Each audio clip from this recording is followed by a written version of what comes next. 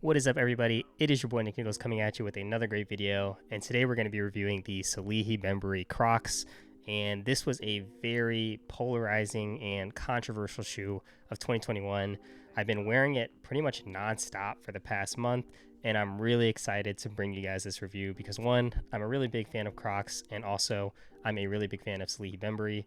So let's go ahead and talk about that. So on one side of the collaboration, you have Salehe Bembury, who is the VP of Versace footwear.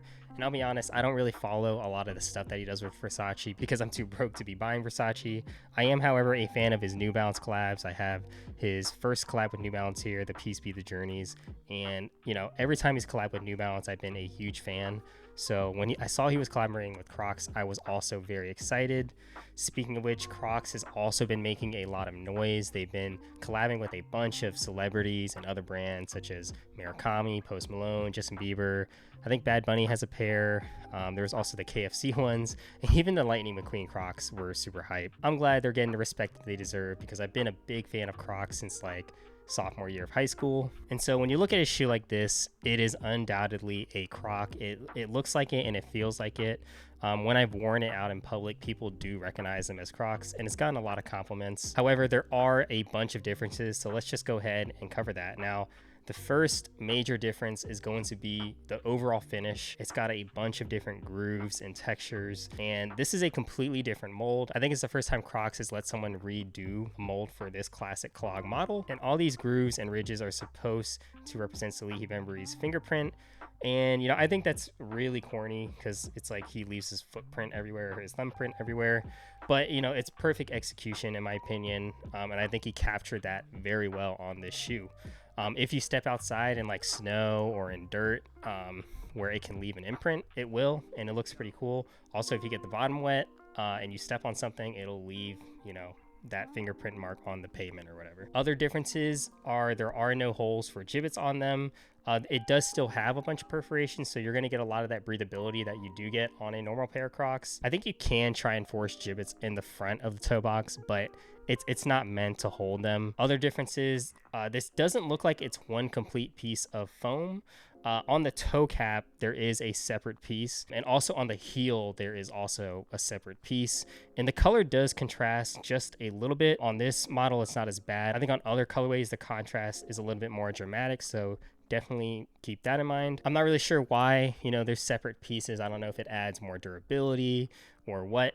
But, you know, I don't really mind it. I think it adds a nice little bit of touch. The strap is different and it is removable. However, I probably wouldn't remove it just because it looks better with the strap.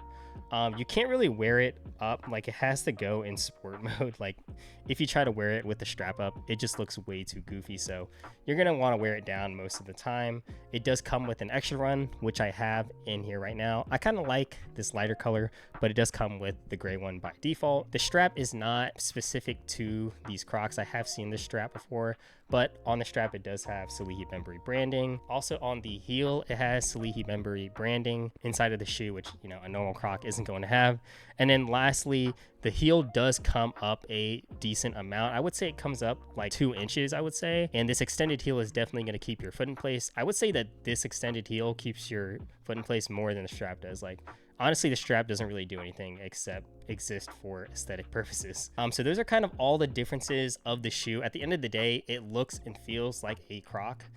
So let's go ahead and talk about sizing and comfort. Now, you are going to want to go down at least a size. If you're in between sizes, go down a size and a half. So I wear a 9.5 and I went with a 9 and it fits perfectly. I would recommend doing the same. You should be able to just take your normal Croc size, which you can try on at most stores. And you can just get the same if you want to get these on the resale market. For comfort, they are super comfortable. I've been wearing them everywhere. When I take my dog out, when I go to the grocery store, when I go for walks, I just put these on because they're just so easy to wear. I really like that the heel just locks your foot in. They're still super easy to get in and out, and they're just really comfortable. I would say I like these a lot more than foam runners. Lastly, I want to talk about the packaging. It does come in this like really simple packaging, and I think it's supposed to represent like you finding the shoes underground or something. I'm not really sure. I'll be honest, the packaging is a little bit disappointing, especially when you look at Salehe Bembury's previous like New Balance shoes and how the packaging is on those. I think the packaging on those is gorgeous. So I don't really know why, the packaging is so simple on the Crocs. Maybe it's because a Croc is a simple shoe, but there really isn't anything simple about these Salehe Bembury Crocs. So that kind of covers all the details of the shoe and sizing and comfort and fit. If you have any questions about the details, let me know down below. Lastly, I just wanted to talk about the release because it's really the only negative thing I have to say about the shoe is that these had a terrible release. I actually picked mine up on eBay for an ungodly amount that I will not disclose, but the release was terrible for two reasons. The first, stock numbers were atrocious. There was only like 3 raffles you could sign up for. I think I signed up for SNS, E&D, and Bodega, and took L's on all those. I would be very surprised if they had big stock on those raffles.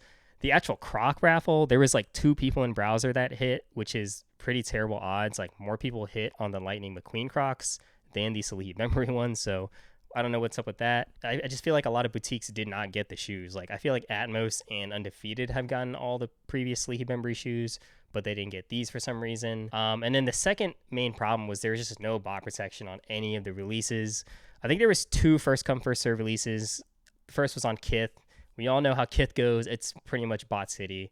And then on his website, it was also bot city because he released the Crocs the exact same way he did for the past few New Balance releases, which when he did it for the Water Be the Guides, I was able to cop a pair because no one was really expecting him to drop the shoes early with the password page. But this time everybody was expecting it. A password page does not stop bots. Once they get the password, they just plug it into the bot and it checks out, especially because it's just a normal Shopify website. He didn't have any CAPTCHA, no domain change. He didn't change any of the keywords or anything in between the early release and the general release.